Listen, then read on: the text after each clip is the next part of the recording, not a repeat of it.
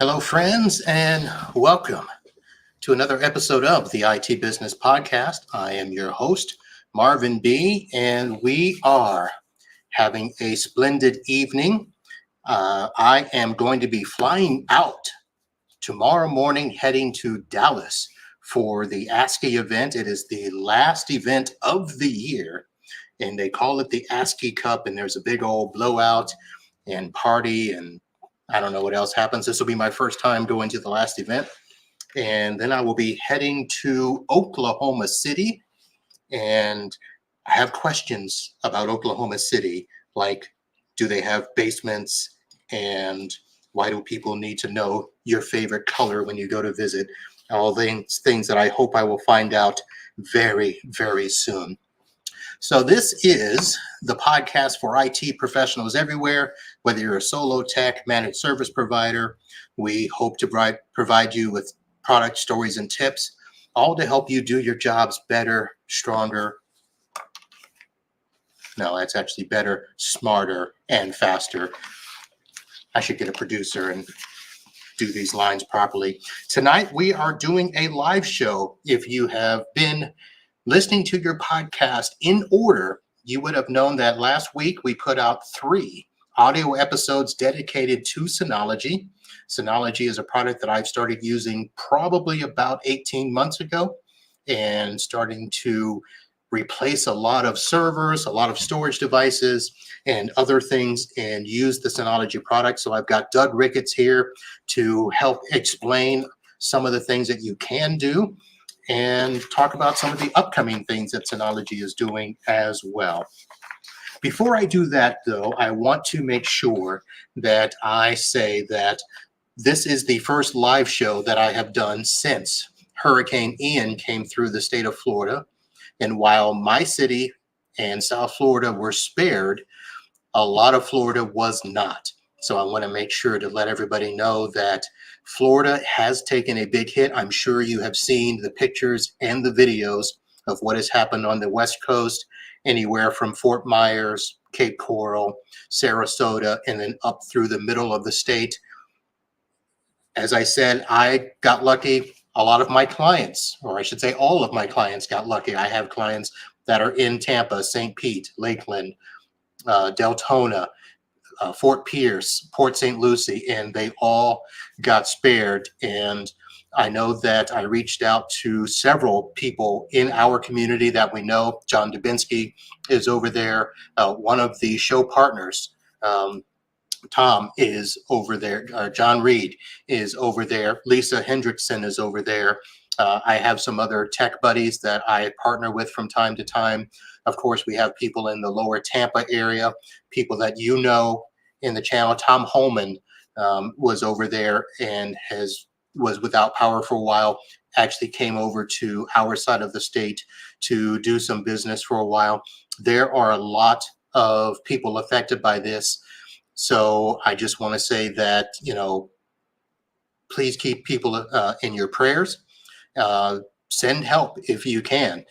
They're going to need it. But I want to let you know that you need to send help to only a few places: floridadisaster.org and Red Cross. Those are the places where you need to be doing your donations. Do not respond to a GoFundMe for Hurricane Ian. This is Florida, folks. You know the stories of Florida man. So do not respond to a GoFundMe unless you know the person that is doing the GoFundMe or you know the person that it is for.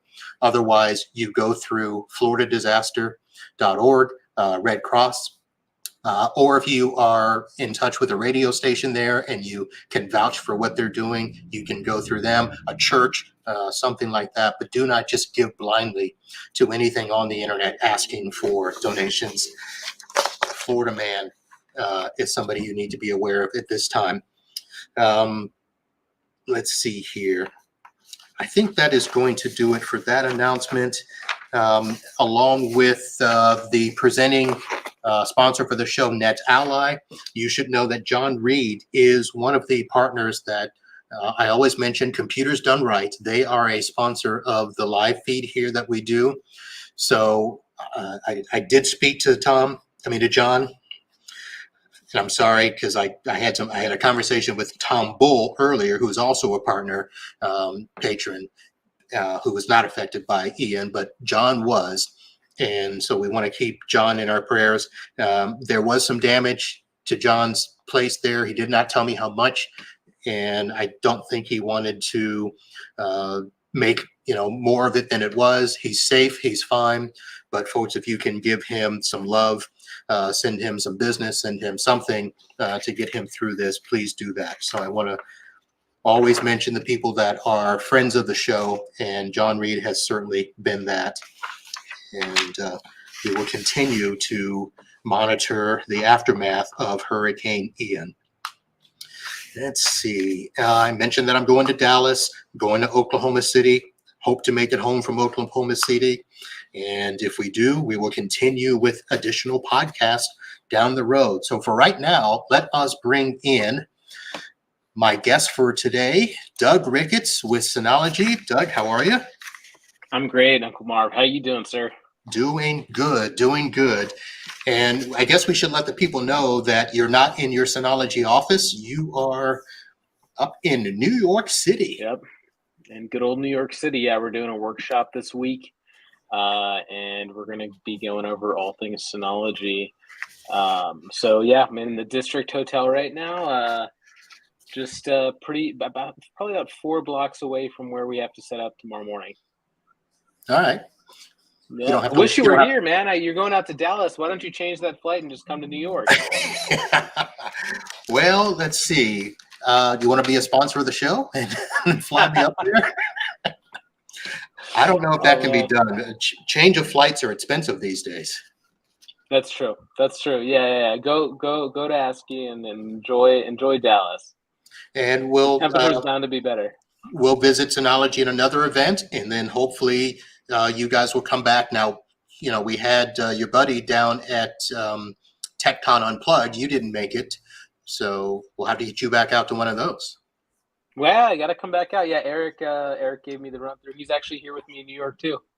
Okay. So I let him know everyone was going out to dinner tonight, and I've got I said I got a podcast with Marvin B, and he goes, all right, well, don't flake on him. Don't not show up. Go do that podcast. All right. Yeah, apparently you guys had a good time, which is nice. We did. So let's quickly do a recap. I mentioned at the top of the show that we did 3 audio podcasts kind of as a intro into this show here. And we talked about the business of Synology, and we talked about, Synology becoming more and more MSP friendly. And we talked about some of the different products and all of that. So I hope people got a good idea. Those that have used Synology love Synology. A lot of people, like I mentioned in the beginning, kind of maybe skeptical. I don't know if that's a great word, but for those of us that support business, didn't quite see Synology as business ready, which now it is. Mm-hmm. Yeah, I mean, it's something that we've been working on for quite some time. I think in terms of the SMB market, we've been there really, really since the beginning to a certain extent, in being able to service that market. And it's just, really very recently, I would say within the past 4 to 5 years, we've been pushing towards the enterprise market even more so. But we're always, I think Synology as a company is always going to stay at its core. And as that starts to expand, as that starts to happen, we're going to continue. And I think we've always been, I should say, when we started deploying units, when we started building units as opposed to just making the software, I think like MSPs have always been sort of very true to our heart in terms of the business that we do, because we as a company don't sell direct. Like, we want to be able to give MSPs and systems integrators and value-added resellers the tools to both monetize and effectively use our solutions. Well, I can tell you one of the things that probably stood out to me during my renaissance with Synology is the fact that it was always seen as just simply a storage device. Mm-hmm. And it wasn't until I got one of the recent models that I saw all of the apps and all of the things that you can do, from the Synology, directory server to the built-in backup, the camera system. I mean, that little box can do, I'm going to say, almost everything that a business needs. Yeah, it's so true. I think that sort of the dump storage idea of Synology is something that is a very popular usage case, but DSM, Disk Station Manager, which is our proprietary operating system. I know I talked about that in previous podcasts. That is just a tool to thousands of ways to use your NAS. Applications that can do so many things, back up your VM environment, back up your PCs, physical servers, and all of that is available with no reoccurring fees on a monthly basis. So if you have a solution you're using that costs a certain amount of money, and you need, maybe some additional replication, additional redundancy, plugging a Synology into that environment is really just going to give them more flexibility in terms of where their data goes. And you can virtualize that environment too on the Synology. So I like to look at them more as SANs than anything else, but it gives you, I think, so much more than just the base level of usage of a network attached storage. So I'll use myself as an example. So I just recently deployed your DS1621XS Plus. Mm-hmm. And I was a little nervous because this was a customer where I was going to be replacing a server, doing file storage, and doing backup, all with a single device. And the server was not just just a typical domain controller. I actually ran Synology directory server for their users and computers. And then I ran the virtual machine for a SQL server. Nice. That they could use. So the SQL server, the requirements that were given to me by the vendor were that they had to have 32 gigs of RAM or solid state drives.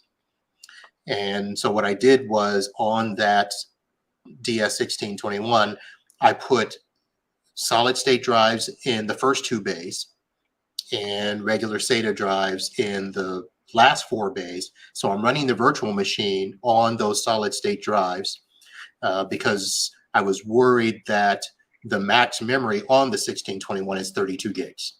Mm-hmm. And this customer wasn't ready to jump up to one of the other models where I could have done 64 gigs or higher. But I'm running all of that, and they haven't complained one bit. The server was responsive. Even the vendor, when he remoted in to set up the database for them, didn't complain about speed or anything. And the VM is running probably half of the RAM of the system. And I've still got mm-hmm. 2 file shares on there.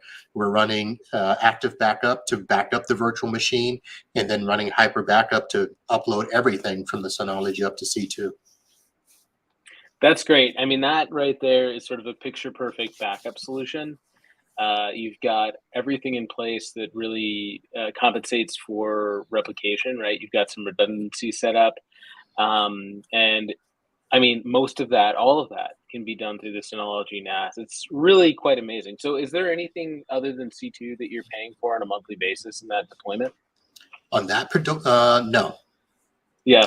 So, because I didn't have to buy the VM Pro, the Virtual Machine Pro license, which I don't know at what point I would have to. I'm assuming if I want to do 2 or more and get fancy.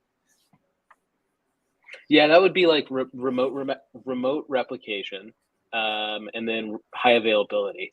Okay. Those would be 2 scenarios where you'd want to do the VMM Pro. And honestly, I don't find that a lot in VM deployments overall. And if it is something that's in the needs or the requirements of the deployment, then certainly they're looking at cost saving solutions. And even with VMM Pro in there, it's still going to save them quite a bit of money. So it's kind of interesting because like I said, I was skeptical. I mean, I've heard people running other stuff on their virtual, Docker and some of those mm-hmm. other, Linux game type stuff, which I don't do. Node.js. Yeah. I don't know what that is. Oh no, it's a coding program. I'm too big of a nerd now. Okay, that's fine. But it was funny because when I walked in, with that box and took it out and stuck it on the the countertop where they had their old server, they kind of looked at me like, "That's it?" I'm like, "Yeah, that's it." Hmm. And running Hmm. all the stuff that they need. And as you asked me, no license fees for any of that. Yeah, no, it's great. I mean, that's a fantastic thing. And honestly, I've been with Synology for just over 2 years. And I can't tell you how many times I have been told, "Hey, you guys should charge for that, or you should like you could monetize better." I'm like, "No, we want you to be able to monetize on that. We want you. You're the ones that go to work and deploy the solution, and it just doesn't, you know, it doesn't make sense. The system doesn't work that way. The way it works But is with MSPs. Yeah. so I mean, but that is a question because the whole idea of, I mean, I get it. You know, techs like us want to be able to do as much as we can ourselves without those fees and make the money off of it. But for all the stuff Mm. that I just mentioned, the support for that alone should cost something, right? Yeah, I mean, think about it. You use your Windows machine on a regular basis. You get access to the basic tools of a Windows machine, and at this point, I mean, I think a text editor and a PowerPoint type solution um, should be something that just comes with the solution. I mean, that's what you're using it for, right? And to the same token, if you have a Mac, like think about some type of Apple product, right? When you get that, you get access to pages, you get access to a number of different things, and that's the way that I think Apple. Well, not to get off topic, right? But some brands build themselves with that methodology, and I think that the way that our solutions work is that's what gives our systems value, right? Is having that solution available. We just want you guys to buy the solutions. We want you to deploy them, be confident with them. So we give this great back end support in terms of our technical account managers there, and all of our business development specialists. And we look for business too, right? We will look for business and send them to our MSP partners for sort of processing and even hopefully management too. That's I think our ultimate goal is just let's get an MSP connected with business. That's something we really want to do. All right. So the fees that I know of, so I Yep. know that you do the fee for VMM Pro, which I haven't had to use. You do fees for camera licenses, Mhm. which I'm not sure why exactly are there fees for the camera license. Is it just because of the compatibility with all the thousands of cameras you support? Yeah, that's a great question. I mean, I think for what cameras that we support any camera that's on BIF for the most part.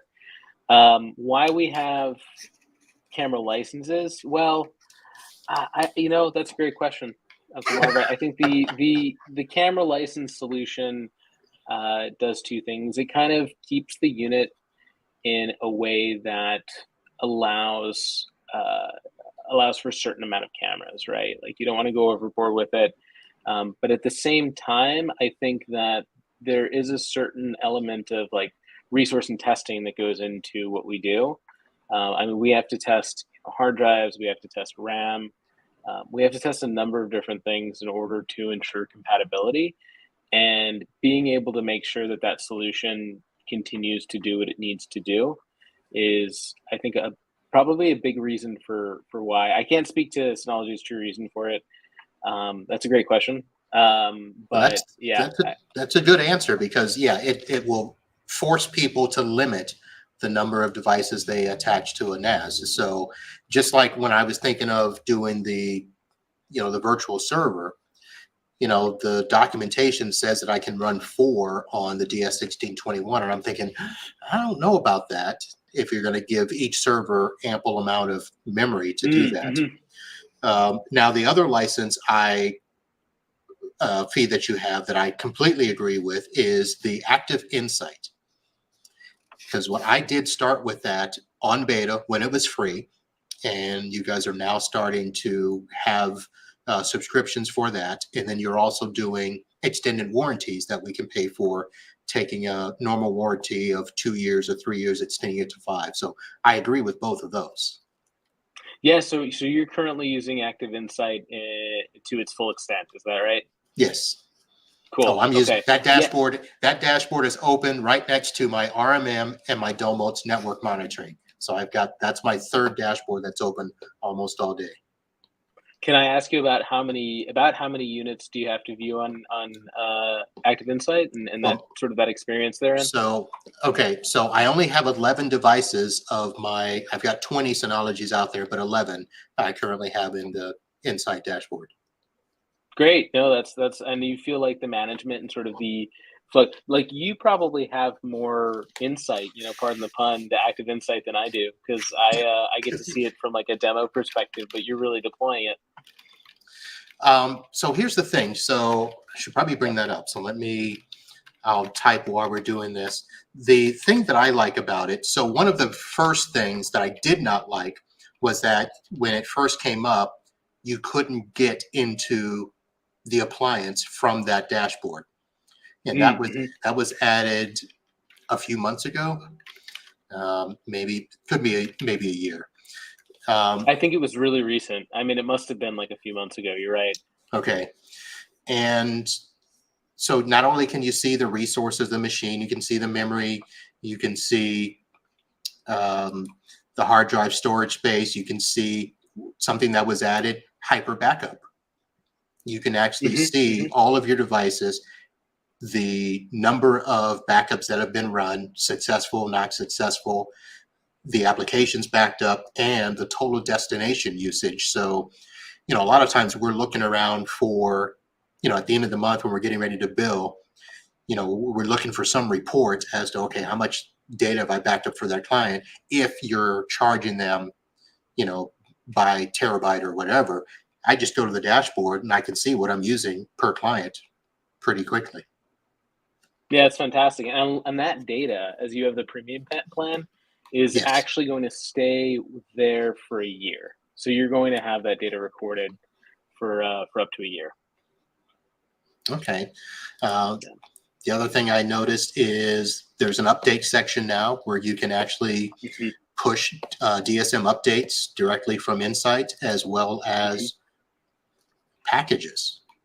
So that was cool. Yeah, it's fantastic to Should I be be able to showing do you that. this so you can see it? Honestly, I would say screen sharing it would be cool. We can always do that at another time as well. But I mean, I would say from a solutions perspective, prior to Active Insight, CMS, Central Management System, was sort of the go-to solution for I think most MSPs, right? Most folks that were even deploying internally. And again, there's no month-to-month cost for CMS at all. But I would say Active Insight was that bridge. Everyone was kind of looking for that, single pane. And I talked to Paco about this, dude. Not to name drop, but everyone was looking for that, single pane of glass type environment where you can just see anything and everything in one quick swoop. And I feel like Active Insight's getting there, but when you ask if you should show it, yeah, I'd like to see it off Well, let me off do camera or this. whatever. So I will actually we'll do that in the post show because No worries, I've got a whole no bunch of worries. stuff open, and Yeah, listeners that are watching they'll yell at me for some stuff. So let's yeah, do no, it no, no. I get it. I get afterwards. it. I can always see it off camera too. It's fine. Yeah, we'll do that. So again, it was. I mean, a lot has changed since I started using it. I probably only started using it less than a year ago, Hmm. and all of these things were added within that last year, and including login activity. So, if there's failed login attempts to your appliance, I don't know what the Hmm. unresolved events are, but I'm sure I'll find out at some point. So when you So, go in and you click actually resolve, you can manually resolve an issue. And if you click resolve, it'll just be like an event. For example, we had a unexpected shutdown occur on the NAS. right. Right, that's going to be recorded as an unresolved event. And then once you've actually got, like, let's say you're an admin, you're going through, you're checking those issues. Then you would just click resolve, and then it would be marked as resolved. Now, there's a separate section where you can actually sort of file any type of of support type ticket directly through Active Insight. And that's another way that an issue will be resolved if it comes up. Okay. All right. So we could get bogged down on this. So just Yes. suffice it to say, everyone, Active Insight is probably the way to go. If you are managing, loads of Synology appliances and you've got them all in your account, put them in Active Insight. They're still going to have the free version, right? Where it only has data for like 30 days or something. Yes. It's a 1 month. That will remain in place. Yes. Okay. Yeah. So the hyper backup monitoring, login activity, you can do reporting, and I think events. Yeah, those are the major ones in the premium version. Okay. All right. So your workshop tomorrow, when I looked at the agenda for it, the first half of it was on the C2 solutions. And I know we talked about those in, I think it was the third show of the audio podcast that we did. But is there anything new that you're going to be presenting tomorrow that, because listen, half the people aren't going to listen to this till, a week later. So you're not spilling beans. In terms of solutions that we're launching or new hardware that we're coming out with, no, nothing this week. Nothing this week. Not to burst your bubble there. There's not much that's going on this week per se. We do have some stuff on the horizon, right? We're always working on new things and always building that DSM environment, especially these past 2 years. It's been huge. But I mean, from a C2 perspective, it has been a really big year for C2. I am really excited to see that product and where it's come now with us. I mean, we've added C2 object storage, which is which is really, I mean, it's S3 compatible, first of all, and it allows you to really have a full object storage solution in the cloud, which is great. We've added C2 Identity, which allows you to remotely and at a very low cost be able to have your nice little access management and identity solution in the cloud. So that solution in general has just exploded for us this year. So here's a question I have. So I have a customer that we need to present them with a disaster recovery scenario, but they want to stay on-prem. And if something happens, they want a quick upload to the cloud, which, as most of us know, it's not always just quick and easy. So I saw that C2 has a hybrid share option, but I haven't investigated much. Can you describe the hybrid share? And is that going to solve? Is that going to take care of my client? I get really excited when I talk about hybrid share. I mean, hybrid share is it combines the best of both worlds, right? You've got the performance and speed of an on-premise solution. You've got the scalability and elasticity of a cloud solution. But at the same time, the NAS really, it distinguishes what's in the cloud and what's on the ground and what's, on-prem. But you don't feel like it's really distinguishing, right? It all just seems like it's right in front of you. So yes, I mean, in terms of what C2 hybrid share can do for your client, I think it would make sense. I mean, you can replicate a shared folder to several different NAS systems. You can replicate, let's just say we've got a headquarters, right, that's managing 4 to 5 NAS solutions in the field. You can have everything replicate to that HQ, or you can have individual NAS units replicate that hybrid share folder between each other too. So it's just such a flexible solution. And when you need to add data, you just go up into C2, expand your plan, and you're good to go. There's no ingress, no egress fees, and no data retrieval fees either. So does that take the place of Synology Drive and some of the other sync platforms that are built into the appliances? It doesn't to a huge extent because I should say to a moderate extent. I think for some users, hybrid share could fill that void, right? That Drive was leaving for them, right? But at the same time, it also gives more value to Synology Drive as well. Because if you think about Synology Drive operates within the confines of a NAS. Now imagine a Synology Drive solution that has the scalability of cloud. That is what Hybrid Share can do for Synology Drive. So you actually have your own personal cloud, right? But actually, part of that personal cloud is living on a public cloud, right? That's super secure and encrypted. So your personal cloud has now become super scalable and super elastic, which is a fantastic thing to have. So in many ways, and I was just working on this yesterday with a client, and this is why I talk about it this way, but in many ways, C2 Hybrid Share complements the heck out of Synology Drive. So I think it's going to make that solution more powerful in the long run. All right. Now, it's under the C2 storage category. So is it right now just storage that can be replicated up there? Can you do the VM that I'm doing for my other client? If I wanted to do this for this new client, but they're not new, but this new solution for that client, am I able to, replicate their VM to a cloud and then spin that up somehow, or is that not ready? Not as of yet. Yeah, I know Okay. we talked on that a little bit. I don't foresee that as being not out of the realm of possibilities in the future with Synology. Obviously, it's something we've looked into and something we're very adamant about. But in terms of it replacing, a NAS altogether, I think there's just so many reasons to be on premise with data.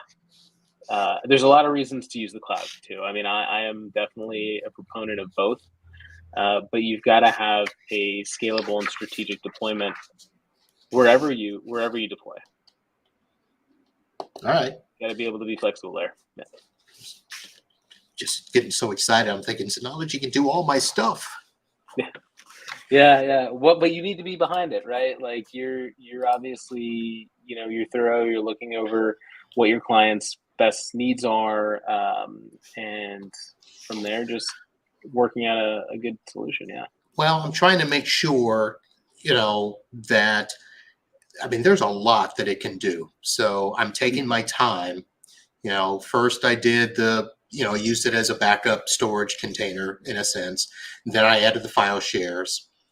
Then I did the directory server for a smaller client. I think they had 11 users.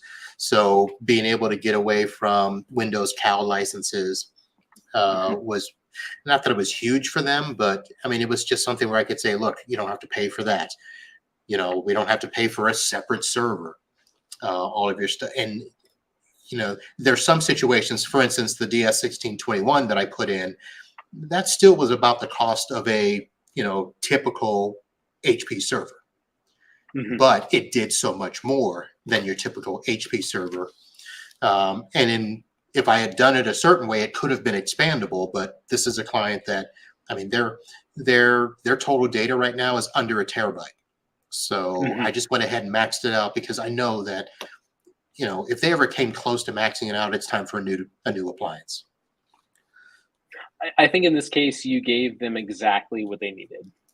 You obviously looked through the books. I don't know if Brandon Foster was in this conversation with you at all. He was.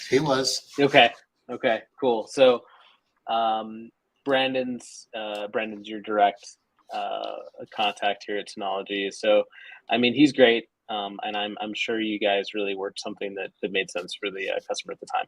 Yeah. And I've got him looking at a DX3622 solution for me. Oh, that expansion now. Good stuff. Yeah. So working on that. Now, I did talk to two people, I guess in the last couple of weeks, that they love Synology, or I shouldn't say that. They use Synology. But one of them had a solution that they needed where they wanted to replace an on-prem server. And I said, Synology, they've got a QuickBooks application that, QuickBooks has to run on something. And I'm like, well, just put a VM in a Synology. Don't get them a whole brand new server. And they're like, just not ready for it. And I'm like, come on. And then the second person that I worked with had to back up temporarily 4 virtual machines.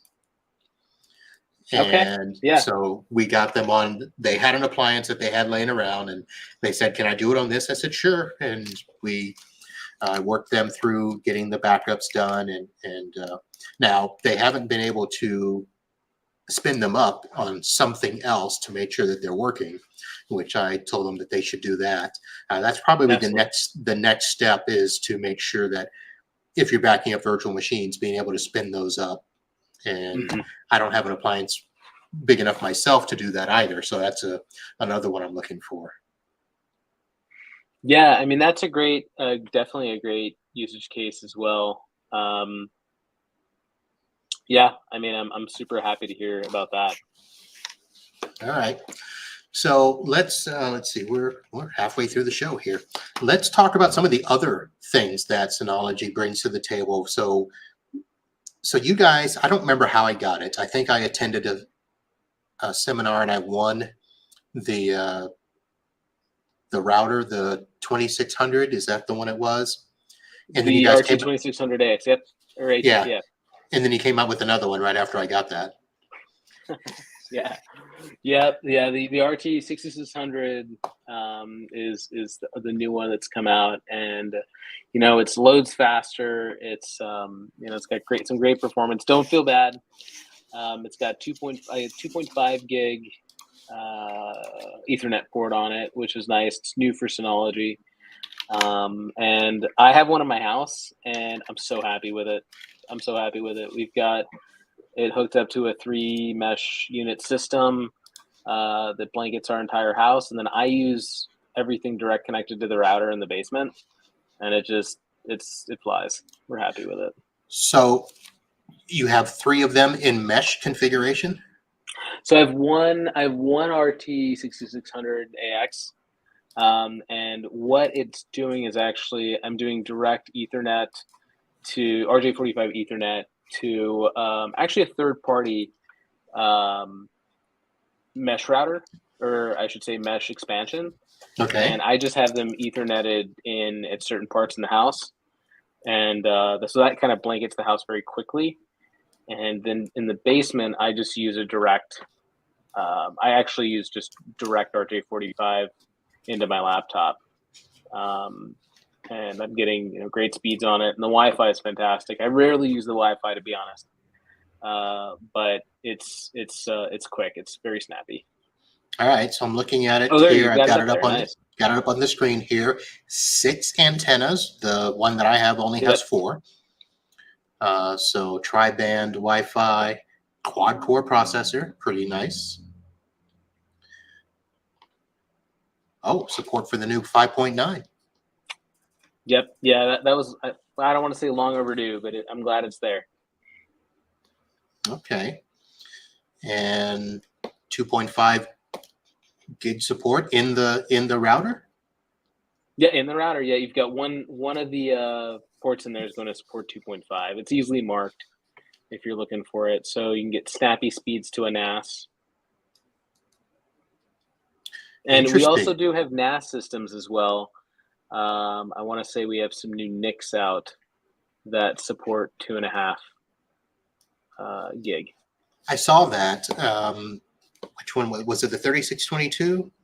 When I looked at it, had that, or is it just the 10? Yeah, I believe it is the 3622. I can't remember off the top of my head, but the DS3622 XS, I believe, was the one that currently has that. Yeah.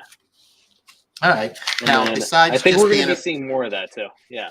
okay, so besides being a Wi-Fi, access point router, I mean, people can use this to replace their existing ISP router, correct? Yeah, I mean, we look at the SMB market mainly for, I think, the RT 6600 in general. But certainly, I mean, you can definitely have that in there very successfully. I think for a large office, it would be an efficient solution to implement. And then SRM, if you're not familiar, is the operating system that actually runs on the router, Synology Router Management. And SRM, for those of you that have used Synology in the past, very similar. to DSM in terms of interface. So it's extremely easy to use. It's extremely easy to understand and to change any of your settings. It's fantastic.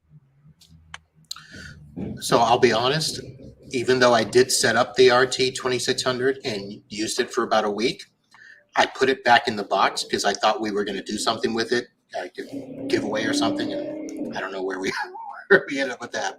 Yeah. So I don't remember all of the things built into it outside of being the router.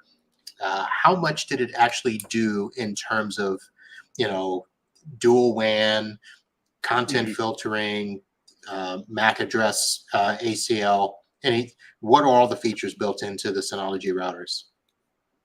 Yeah, so I mean, DSM is going, or I should say, SRM is going to give quite a few different options there. And yes, so all of those features are going to be included on the RT6600AX.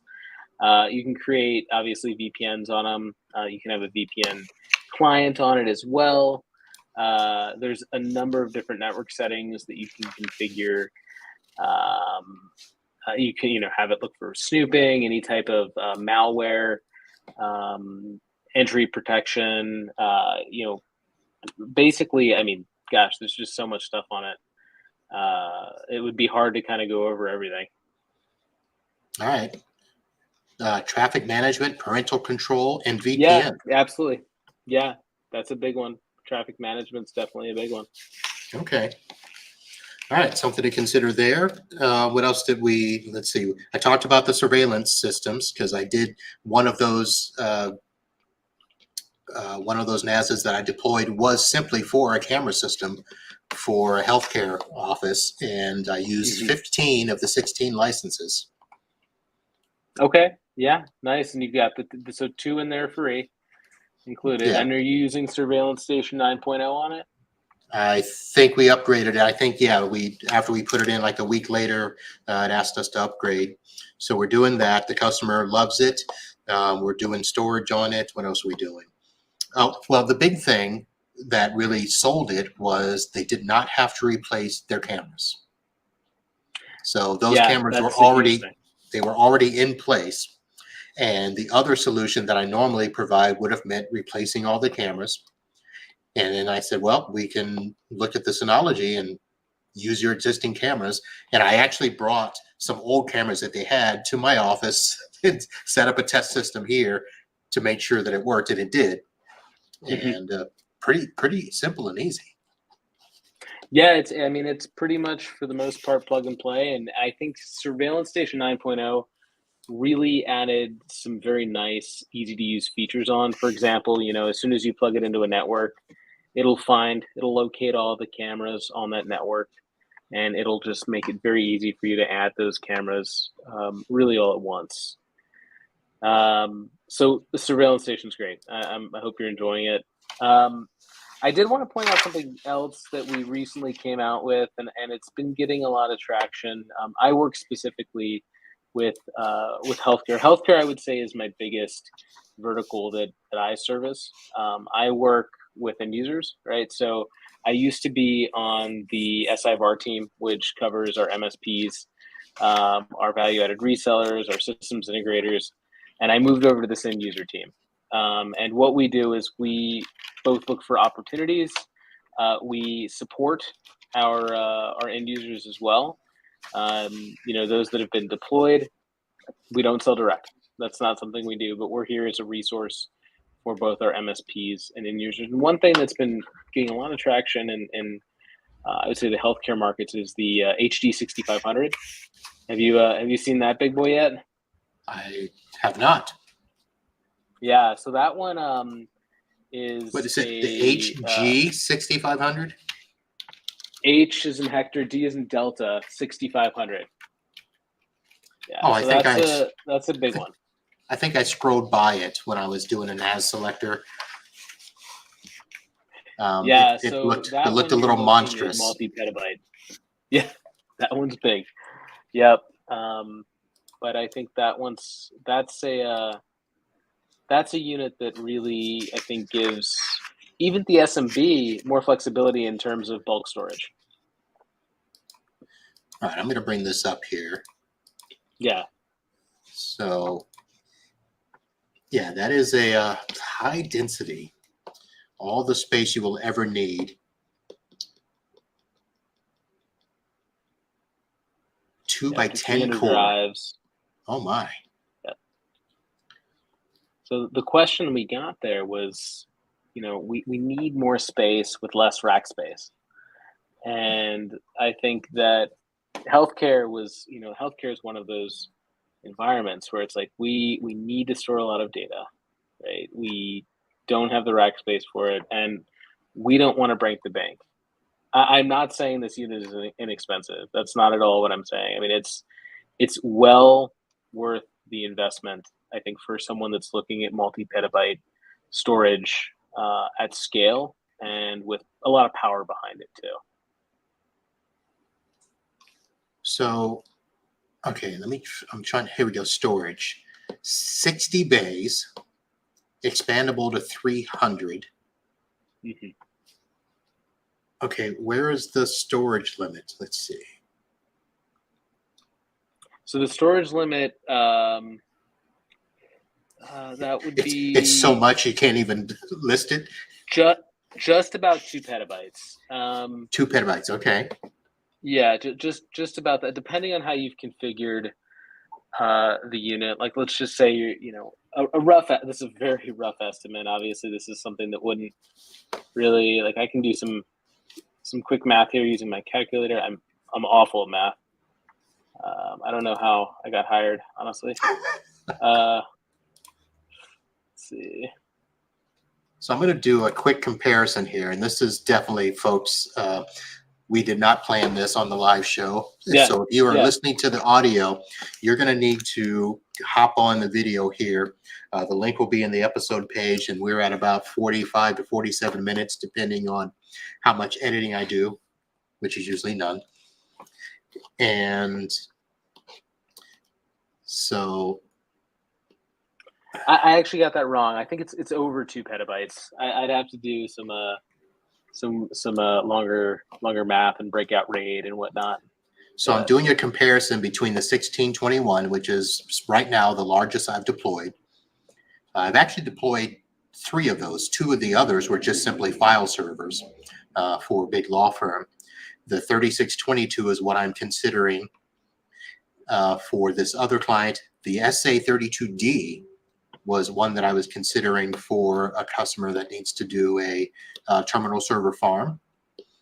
And then I added your HD 6500. So highlighting the differences, obviously my 1621 only has 4 cores. The 3622 was 6 cores, or no, where are my glasses? Yep, you're right. I can't see. It's 6 cores. Sucks to get old. Okay. The 3200, so that's 4 cores per controller. Mm-hmm. And it comes with 2 controllers. And then the 6500 is 2 CPUs, 10 cores. Mm-hmm. Mm-hmm. Let's see. Expandable to 512 gigs of RAM. That's what I need. I just don't need all those drive bays. Then if you don't need all the drive bays, what might make sense for you is the SA 3600. Okay. Yeah, that might be a better solution if you don't need all the storage. I'd say that the bread and butter of the HD 6500 is bulk storage backup and long-term archive. I mean, the thing that I've been seeing, I think, in the healthcare markets is typically we're getting orders for like 2 or 3 of those at a time. All right, here's the maximum storage, 1 petabyte for a RAID 6 group only. Yes, so that's going to be peta volume. So you can have up to 1 petabyte per RAID 6 group volume. So Petastore is a special setting that is, or a special feature within the NAS that allows you to get up to a petabyte in a single volume. The unit itself should be able to support more data than that overall, though, with peta volume. Well, I mean, with 60 bays, I mean, you only need to use how many drives for RAID 6? I mean, let's say you use 10 drives for RAID 6. Yeah, 18. So yeah, you have about you'd have about a petabyte there. Actually, no, I'm sorry. I just did 60. Sorry. So 10 times 18, yeah, minus that would be about 100. So that would be 144, and then after OS allocation, be about 142 or so Okay. terabytes. So you'd have to get up to. Oh, sorry. Is she calculating for you? She got the answer wrong, so I don't feel so bad. Yeah, you'd have to use up about all the 60 in there to get your petabyte on a single. But again, it's expandable up to 300. Okay, that's a lot. So let me go back to my products list and throw in. So you said the 3600 or the 3400? 3600. SA 3600. Yeah. I don't know what I just did there. Okay, the 3600, the 12 core. That's right. Yeah. Riveting audio, I know, folks. Yeah, it's good to it's good to look through these things every now and then. Yep. So there it is. Yep. Yeah. 12 core and 128 gigs RAM maximum. So for terminal servers, that would work. Yeah. Put a few virtual machines on there. And up to 96 bays with one expansion, 180 with another expansion. So that's just over a petabyte. Yeah. All right. Now that we've lost a few viewers, let me Sorry. Get us back on track here. Yeah, absolutely. All right. So I don't know how we got off track there. I think I started talking about the HG 6500. That was me. Oh, yeah. I guess, will you be talking about that tomorrow? Is that why were you prepping for it all day? No, I'm not. No, I'm not. I'm actually not presenting tomorrow. I'm just here as a moral support and I guess muscle. Okay. Muscle. You don't believe in Synology? Yeah. I think they're going to put me at the front door. We'll see. All right. Let me go off topic here and ask Sure. a question that, and folks, if you're watching live, you can ask questions. You don't have to wait for me to come up with your question. Just throw it in the chat there, and we'll get to it. And if we don't get to it while we're live on the air, we'll stay after a little bit and answer. But one of the questions that when I was talking to my people over the last couple of weeks was ransomware protection. And they didn't quite understand, and I just didn't have a great answer for them. How are you guys doing the ransomware protection? So I think ransomware protection at whole really comes down to how well the environment is protected and how well a NAS is secure. So two things that we provide within the NAS is we have a security checklist, right? So that's something that you can physically look at. You can download it from the internet. Just check all your boxes, make sure that environment is as solid as possible. And we also have a security advisor, and that security advisor does do searches and it scans for crypto mining currencies, things like that, crypto mining malware, right? And like ransomware viruses. But at the same time, when we talk about the strategy, we want to think about replication. And we want to think about how that data that could eventually be affected is there and replicated. So basically, what we do there is redundancy, and a key solution to preventing ransomware in almost any environment is using snapshot replication. I will say there's other strategies out there that I think are good, and I think that Synology is going to adopt more broadly. But for the most part, snapshot replication allows you to basically at a block level, take small incremental snapshots of your data and transfer that to a secondary NAS. And it's proprietary. It's a proprietary solution. and it's coded for Synology. So if there was ever a ransomware attack, that data within the snapshots is protected, and you can actually go back in time. You can restore it from a point in time backup. But there are a number of different strategies we can talk about. I mean, just keeping good IT hygiene, training staff. I think that when we have these conversations with MSPs and end users, we get very involved in their architecture, and we want to know as much as we can about how we can make it as secure as possible. So let me ask about the alerting for that, because it sounds like Mhm. you would only be alerted if it was found in either the snapshot or the backup. Is that the case, or can you get almost real-time alerting if a ransomware is detected? So the solution on Synology works in a fashion where you have scanning done. So like you can have a daily scan, you can have a weekly scan. It's not something that where you're constantly monitoring the system for it. Now, if something starts to happen where, let's just say all of your files are getting encrypted, right? When there's a file change, sometimes users will get notifications, right? Like admins will get notifications. And if that point in time where the system detects like a rapid amount of file changing, there might be an alert that will get triggered there. If not the alert, the symptom of encryption would sort of just tell an admin, hey, I have to come in and do something about this. So yeah, and it looks like actually our backend support just says it really depends on how the ransomware is attacking the system. So if it's just encrypting the SMB map drive, the infected computer, if the infected computer doesn't have permissions to the data it can infect. Yeah, it looks like she said, however, we've done some suggestions when it comes to protecting from ransomware that also protect active backup, such as hyper backup and snapshot replication. Yeah, I think a blanket protection is snapshot replication. Okay. I'll dive into that certainly when I look at stuff. And Sure. and we have another question, and I will go ahead and bring that up here real quick. Can you, or are there plans to allow you to test a VM backup from C2 to a cloud server? I think I kind of asked this earlier. Or test cloud to cloud, basically.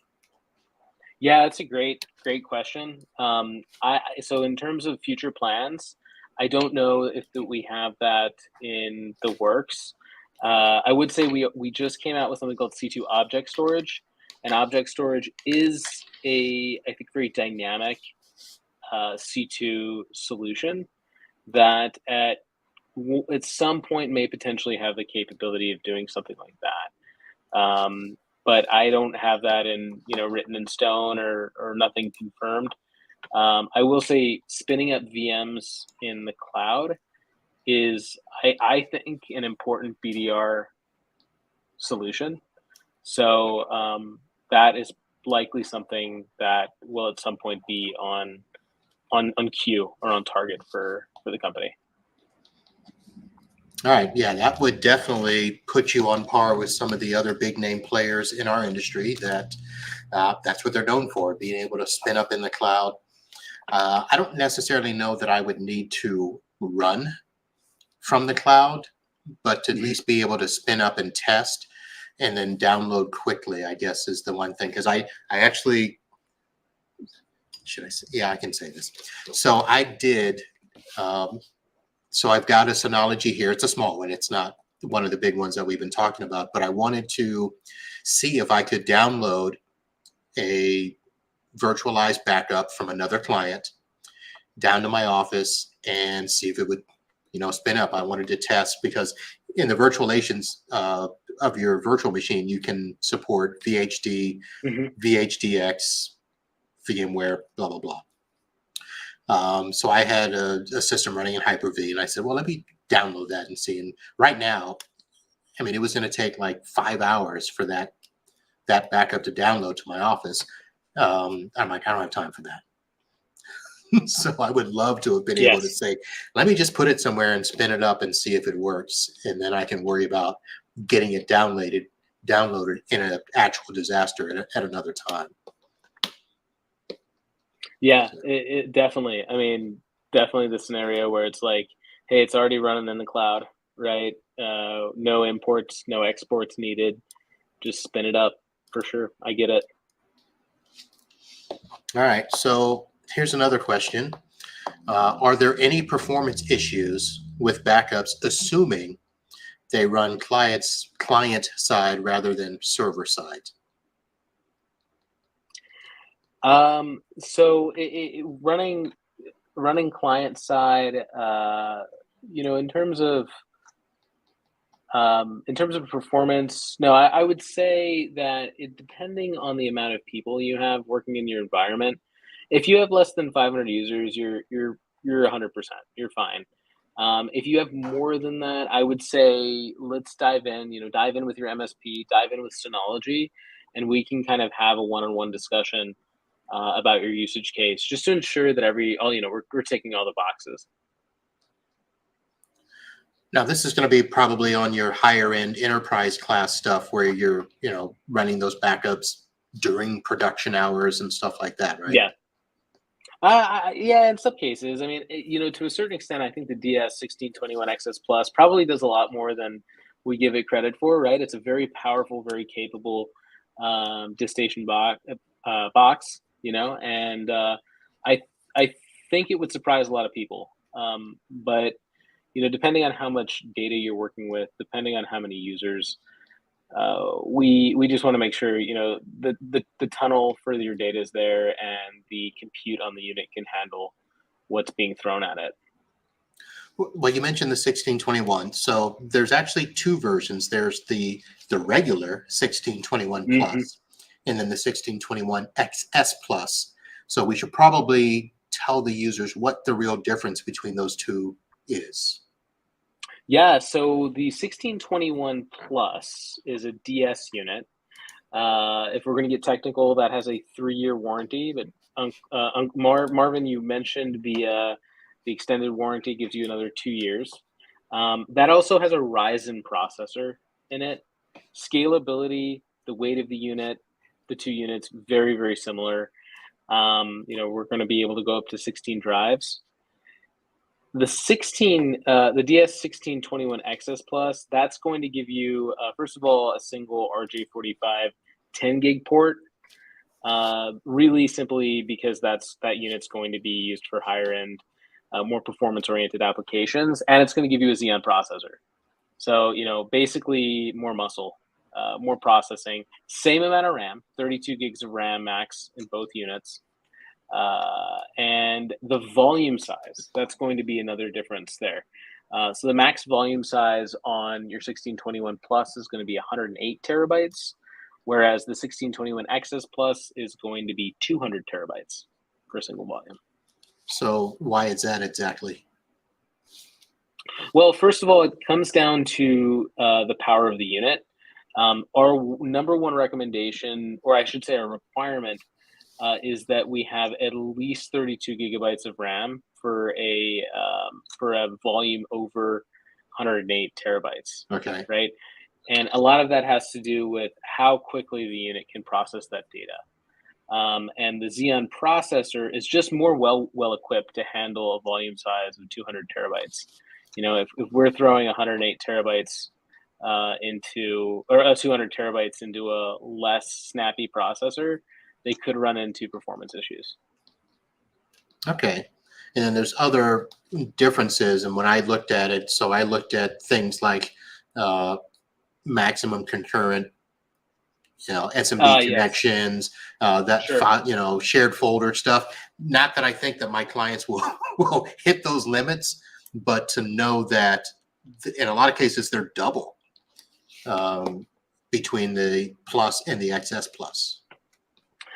Yeah, it's really funny. I mean, with the performance bump in the unit, there are some things on there that are very similar amongst the two units, and there are other things where it's like the 1621 XS Plus is a clear standout in terms of performance.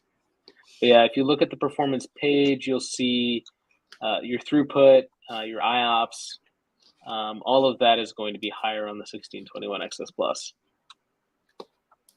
All right.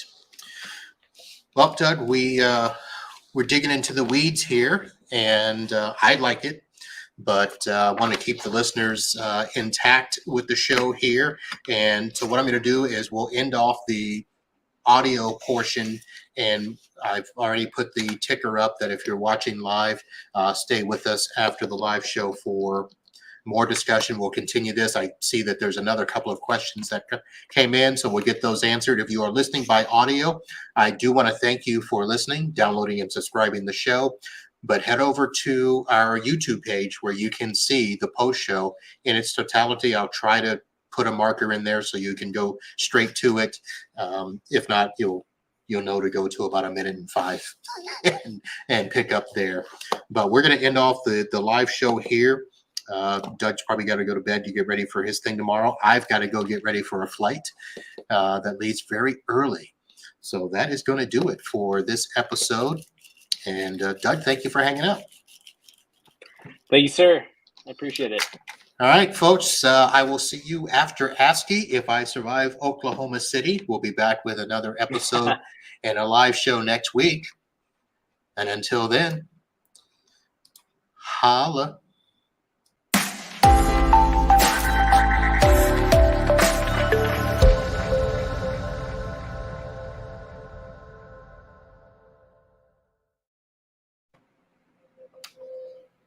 All right. Get that going there. That was fun. Yeah, that was good. Got some engaged listeners. Yep, got some viewers here. I'm happy for that. Hopefully I answered or asked the right questions for them. So there were a couple of other questions that came up. Let's see here. I back up to different folders for different jobs. Can I back up /sync to multiple folders? So it's funny. I missed that entire. My Siri just turned on my computer, Okay. and I literally lost everything. She's like, and then at some point, I think it was like I said thank you, and then all of a sudden she lit up and she was like, "You're welcome," and now she just won't stop talking. So now I can hear you, but she's still like listening. It's almost weird. So can you say that one more time? See, that's why I don't have any of those types of devices. I turn off Siri on all. Oh, I probably shouldn't have said it. I turn that off. I don't have the Amazon lady. I don't have any of that. It's just, I know they're listening, but I don't want to be reminded that they're listening. Okay. So here was the question. I back up to different folders for different jobs. Can I back up /sync to multiple folders at a time? Yeah, absolutely. I mean, that's definitely an option that you can do. And in fact, you can do that with subfolders, even with subfolders with tasks in them, such as active backup tasks, things like that. The restrictions, I would say, is that you can't sync the same multiple folders, or I should say the same folders multiple times on a client. This basically will create what's called a sync loop. And typically that's going to create some confusion within the environment as well. Now, this is something, just so you know, like we talked about hybrid share earlier, and I don't know if that question is revolving around hybrid share, but you can also do that in the hybrid share environment too. So, all right, so that got me thinking, and I thought about this because I've got a client that has 2 big Datto units, and they don't want to keep paying Datto prices. So they're backing up 5 servers in one location and 4 servers in another. So I probably should have asked this of Brandon but this customer's account isn't up yet with Datto, so this is something I'll be considering. But looking at one of the Synology units to replace that, and if you're from Datto, stop listening, because I am a Datto partner. But the ability to run multiple active backups at a time, is there any limitation with that, or any performance issues with that? No, I mean, I think that depending on the size of the job, and then the throughput of the network, you want to be able to say, like, you can put, uh, you can, back up 20 concurrent devices to a unit. Let's just say, hypothetically 20. I mean, you could definitely do that.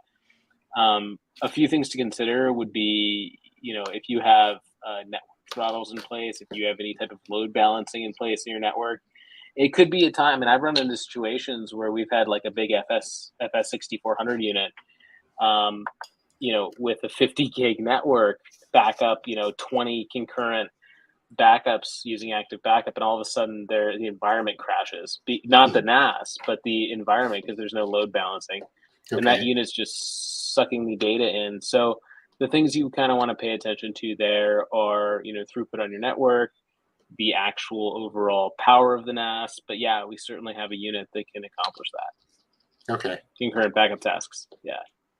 All right. Well, I will be looking for that. Let's see here. If I delete a backup task for a user, does it delete that user's backup data? No, so that is actually a really common question. People get very nervous about the backup tasks. Backup tasks are actually stored in shared folders. That said, you could always delete the shared folder as well, and if that's done, it's gone. If you delete the file, it's likely going to go to a recycle bin. But no, yeah, your data is going to be there.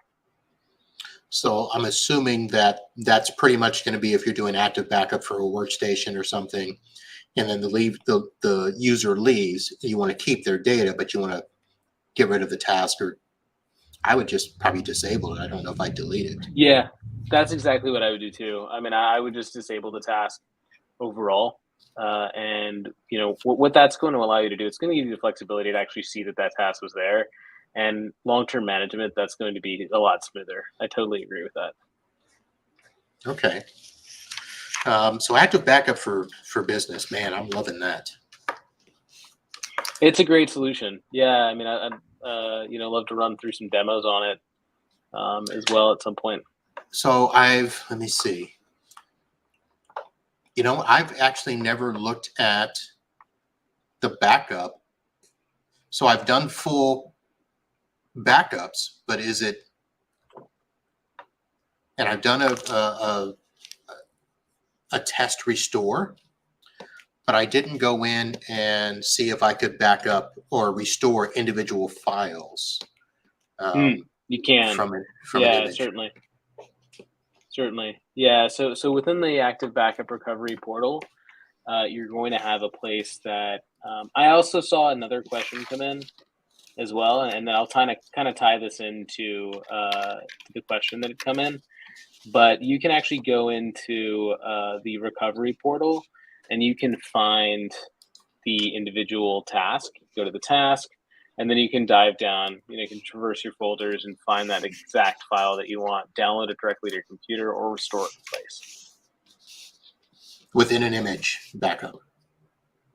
Yeah, so the image part of that is, yes, the PC and physical server backup are both going to be image based. So you can actually do a full bare metal restore from those environments, and within the physical server backup, you can actually virtualize that on the NAS. So you went out to lunch, your PC goes into a fountain as you're sitting there eating. Terrible day, you can actually just jump back on the NAS, virtualize it, and you're good to go. Okay. Until you get a new PC in which you do a bare metal restore. All right. So I'm going to go ahead and bring up my Active Insight. Sure. Yeah, I'd love to see it. And let's go share there. Do that. So there it is. There's my 11 host, and I just had an alert pop up because I went to go click a button and I had a failed login attempt at an unusual time period. So since it is after hours here and I clicked that button, that's kind of unusual for that particular client. So that's my critical warning that's popped up. So let me just go take care of that. So there's the dashboard. So my 11 hosts, my critical, my warnings, hosts that are using hyper backup.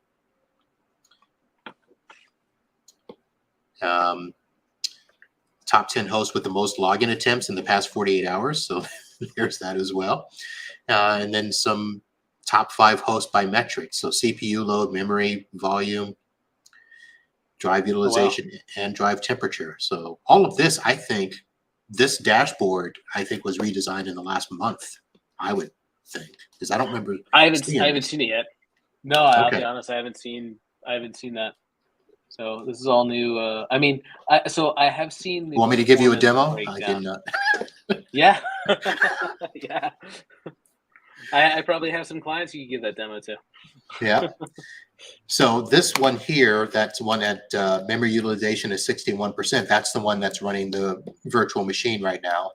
And like I said, I have 50% of the memory dedicated to that VM, which what I had been doing is I've been actually kind of decreasing it to see how much of an impact of speed it would have on that server to see if anybody noticed. Mm-hmm.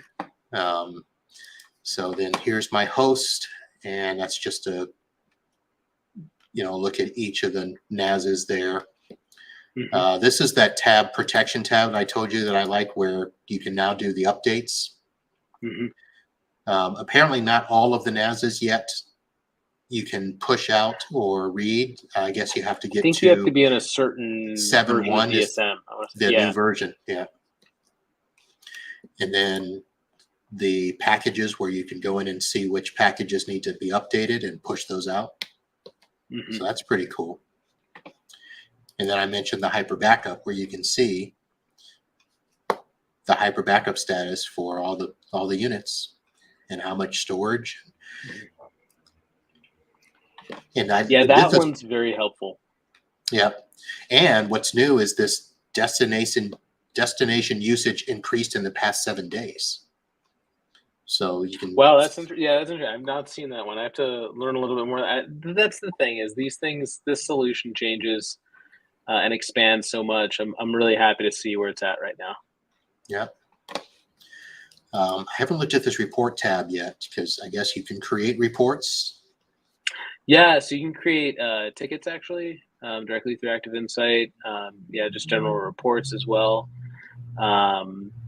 So I believe that would be sort of revolved around system reporting and probably ticket submission as well. All right, and then management. Oh, I did look at this once.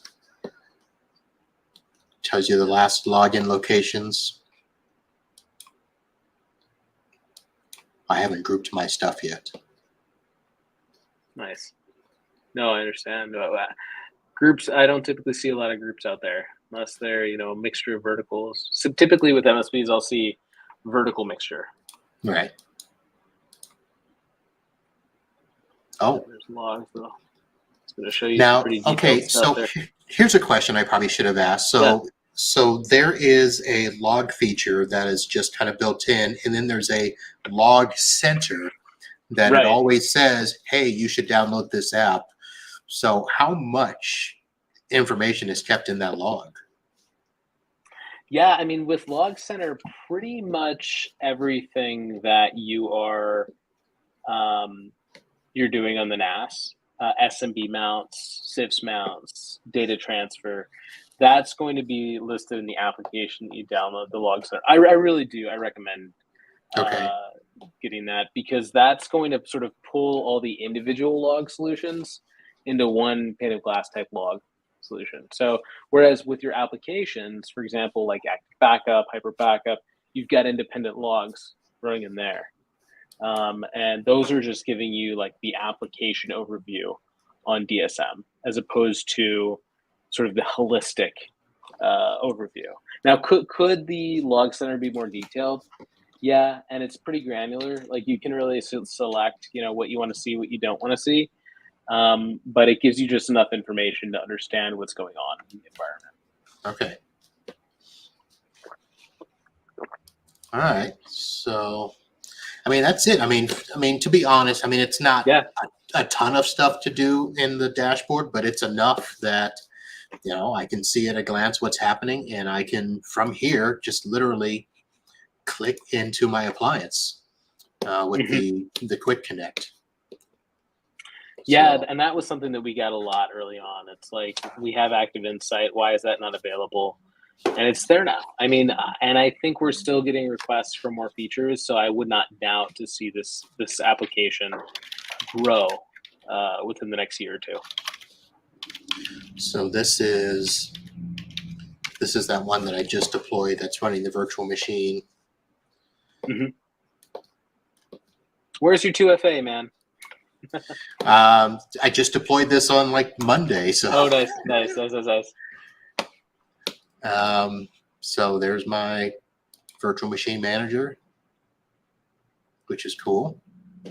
And I like that when you come down here, you can click connect, and it's going to open up Yep. another thing I can. But that's pretty quick. In a browser. And that's something you can get. Yep, that's something you can get on the 1621 XS Plus. It's just that snappy, powerful responsive time. And that's in a browser. Mm-hmm. So, I just did the protection yesterday, so I did the snapshot plan. Mm-hmm. I haven't looked at it yet. So you're taking local snaps, right? Yeah. Snapshot list. Here we go. Yeah. So I've done 2. The point in time backups you can recover from.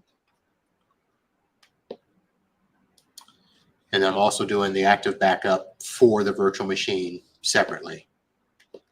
Which Nice. I guess that's okay, right? Oh yeah, absolutely. As long as you're pushing it to the active backup environment, yeah, you're fine. There's not going to be any conflicts there. All right. I don't want to show too much of my stuff to people watching, but so I'm running the directory server, set up a domain there, virtual machine, file station, so that they've got their files there, data network stuff. And right now it's healthy, but it's brand new, so pretty nice. So you said I should do the log thing. So here's the thing. Yeah.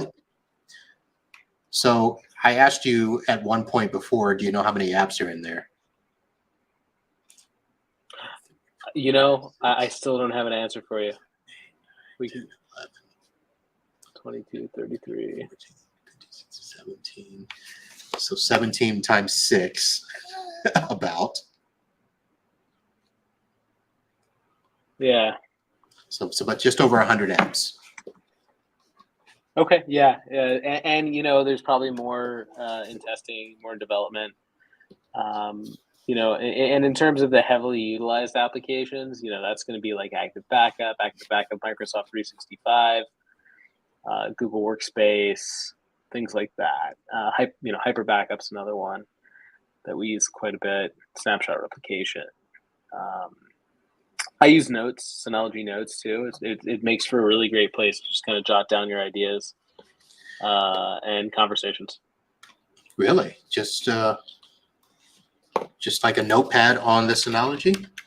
Yeah, Synology Notes, Note Station. Huh. So you can take little notes there. Integrates with your phone too. So yeah, it's a nice little flexible solution. Integrates with your calendar as well. Yeah, some of the stuff I've seen. What was I looking at? The productivity stuff is amazing, honestly. If you're sharing photos, if you need a calendar, even if you need a chat system, how many companies out there can actually say they have a chat system that can run without the internet? And that's the case. If you're working in a hospital with 1,000 people work in it, and you lose internet, you can still communicate internally on the LAN. Yeah. So, okay, now how does that work with HIPAA? So it depends really. In terms of the solution being HIPAA compliant, Our solutions are HIPAA compliant, and it just depends on how you configure the environment. But in terms of like Synology Chat, let's say, it really comes down to a doctor's or a user's discretion within the hospital. If they're going to be sharing patient data, that's on them. It's not really the solution. But having message encryption and things like that, that is very important in any HIPAA environment. Oh, there's your Node.js that you mentioned. Yeah. So that's just a development app. Sandboxing, testing code out, running code. It's a lot like, if you're talking about Docker, it's almost sort of a complement to Docker. So for people that are still watching, we asked the question about how many apps. So we have a crack researcher at the ready, 63 Synology apps, 42 third-party apps for a total of 105. And I quickly calculated 102. So 105 apps, all on the latest version 7.1 of DSM. Yeah. Wow. Well, yeah, and that's for those of you that's one of our specialists in the back end, and they'll do research when I can't think very quick, which is always. Yeah. So some of these, I've kind of thought maybe at some point I'll look at all of these. The Microsoft, the Active Backup for Microsoft 365 is something I want to look at. Yeah. The Cloud Sync was kind of what I thought about first for that client that needs to have a shared environment, but the hybrid share kind of sounds better.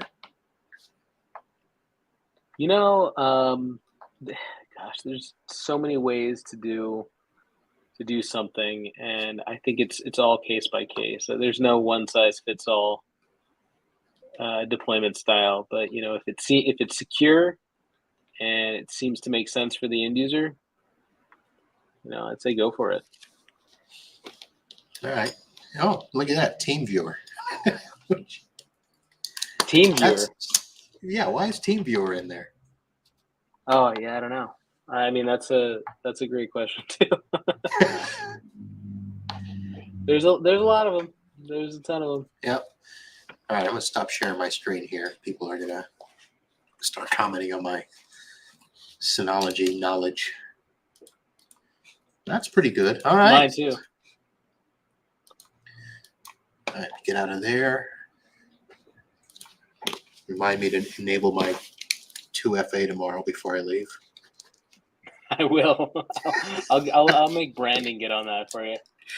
He won't sell me the 3622 unless I enable 2FA everywhere. Yeah, exactly.